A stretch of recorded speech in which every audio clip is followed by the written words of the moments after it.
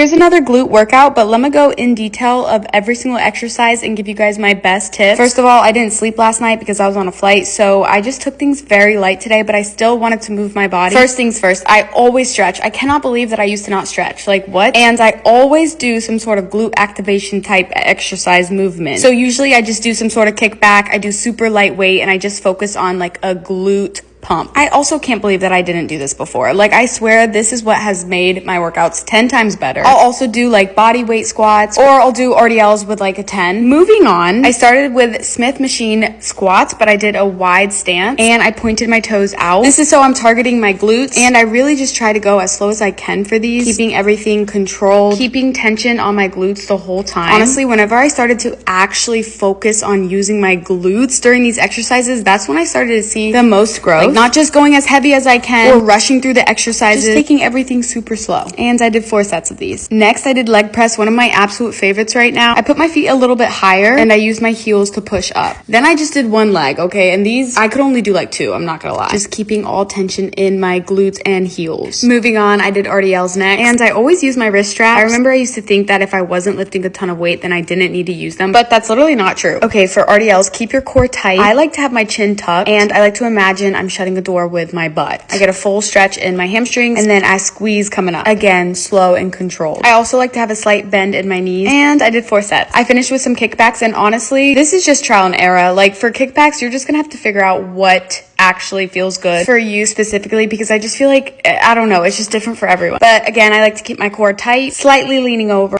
and using my heels to drive out and squeezing. And then I finished with some cardio. Okay, that is it. Love you guys. Bye.